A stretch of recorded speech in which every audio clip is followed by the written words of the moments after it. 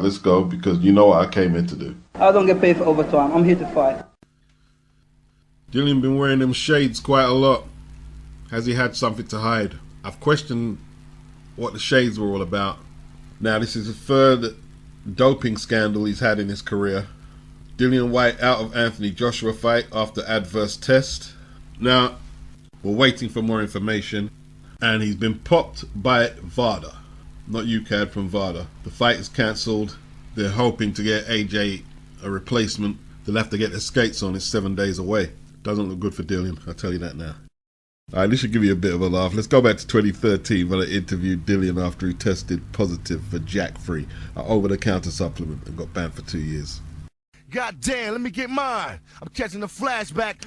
How you doing, Dillian? Okay, you right? Yes, not bad.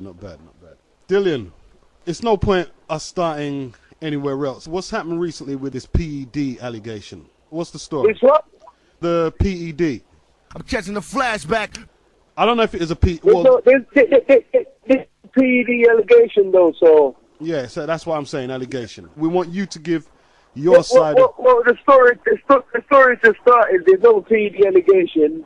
Basically, what's happened is it was in a pre-workout drink that I was using that got banned 4 weeks before I got tested for it. I didn't know the drink was banned. And then I was using it, basically I just got... I had the test, and the test came positive that I had traces of the stimulant in my urine.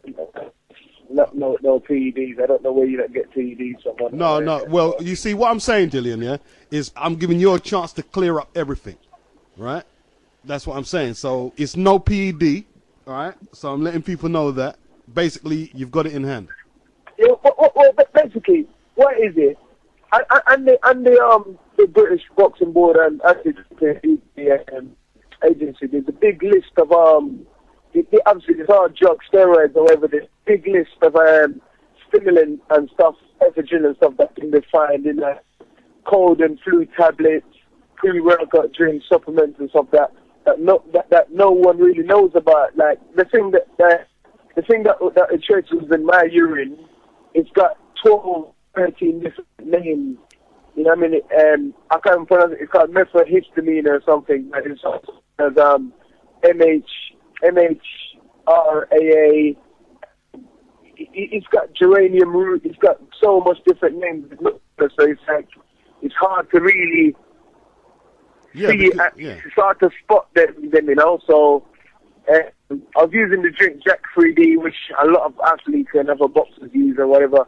And they banned it basically because I got tested for it in October. Boy, that interview was in 2013 and it nearly went left. You know what I mean? Dillian wanted to chin your man beats.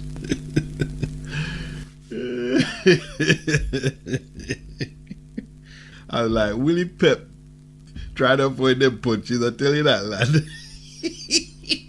I tell you what, I used to do quite a lot of interviews, but it wasn't just that one. It was a few interviews where I just felt it was going wrong. And I was like, I ain't doing them no more. I'm not doing them because I'm not good at sucking up to people like that. And I think there has to be a degree of sucking up to people if you're going to get regular interviews from them. Matchroom and DAZN ain't been able to catch a break with some of their big fights in the last couple of years. Last year it was Conor Gate, now he's back on Dillian. Oh God. Talk Sport, oh gosh, oh no. Oh no. That's the only thing I dread from this is Talk Sport. I don't even want to hear an explanation from him. Because what's happening with that card next week? What, you want me to pay pay-per-view for a 6-day, 7-day replacement? I don't know about that. Because, like, at one stage you didn't want to take a £3 million purse for this fight. Although you can't get that kind of money nowhere else. There's no belts on the line. He's wearing shades indoors in the presses, in the face-off, which I'm supposing they're going to scrap now. I didn't believe he wanted the fight at one stage. Was this a way to get out of it? All types of shit is running through my head right now. How could he be so careless? He's going to explain to us, oh, they got this wrong, and this wrong. But there shouldn't be no mistakes with your career on the line because he's 35. He's not in contention for no straps. He's not in contention. As of this moment, he's not relevant. He's not relevant. How did he blow this?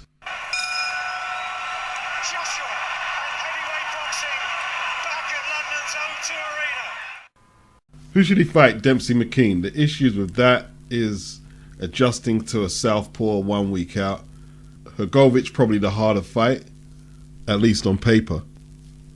That could mean one of them miss out on fighting on the card unless they get replacement opponents for whoever doesn't get the AJ gig. He's not going to fight Derek Chisora. That fight's not going to happen. And is he going to take Derek's fight against Gerald Washington? The question is, who steps in? Now I'm sitting in a courtroom all day. I claim I'm innocent, but that's what they all say. Dillian, he broke silence. He's shocked. He's devastated to learn of a report by Vada of adverse findings relating to himself. He only learnt of it this morning, and he's still reacting to it. He said the fight's being called off without any chance to demonstrate his innocence before the decision was taken. There is an issue with that. He failed the UCAD test, I believe, for the Rivas fight. And, well, I say failed. See, you gotta watch the language. Adverse finding for the Rivas fight. He was cleared to fight by UCAD, who popped him, Vada, and the British Boxing Board of Control. And they kept his confidentiality because Rivas and Yvonne Michel, they didn't know until post-fight that he tested for anything. He was never banned, and the board gave him his blessings to go and fight in Saudi Arabia on the Anthony Joshua card against Marius Wach. But this time he didn't get the benefit of confidentiality. This time he was popped by Vada. So there's a lot of discrepancies how they carry out the policies from how they don't. There's a few cases where there is discrepancy for British boxers. There's a few of them. Okay, he's been popped by Vada.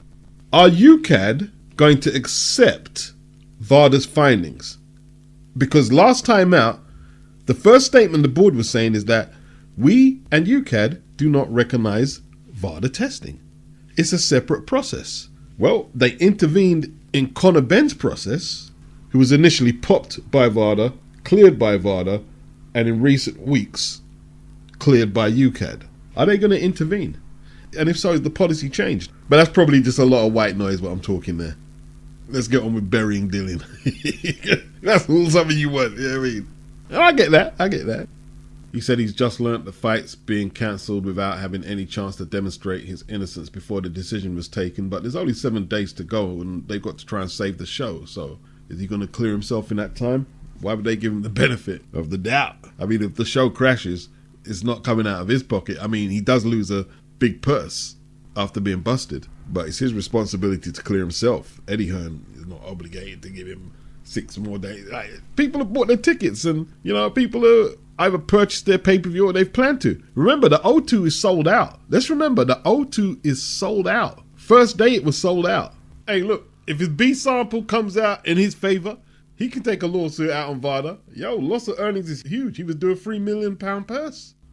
He insisted on 24/7 Vada testing for the fight. That's what he says. And he says, like he was cleared last time in Rivas, and he claims he'll Do it again. Yeah. He doesn't want no one to jump to any conclusions or get a trial by media, but with TalkSport and the other media outlets out for blood when it comes to boxing in the UK, there's no chance of that. You're going to have to take your lumps.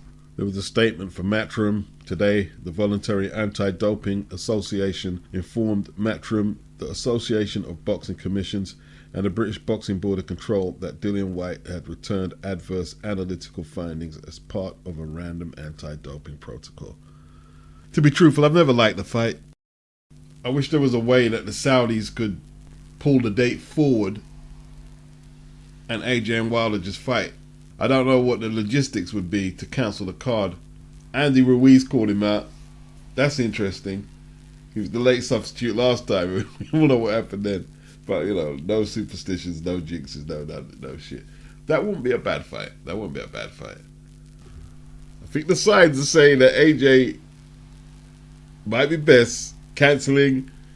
Look, it might cost Matchroom DAZN on refunds and stuff like that, but they're going to make a fortune in December or January. Maybe they should just wait for that fight and fuck it. I mean, when's the last time AJ's went a year without an opponent pulling out of a fight for whatever reason? When's the last time? It's been a long time. It's like every year. Been like that for the last 4 or 5 years. Tell me online. Dillian, everybody's vexed now. Everybody's vexed. Jamaica is good. Jamaica's good? Yeah.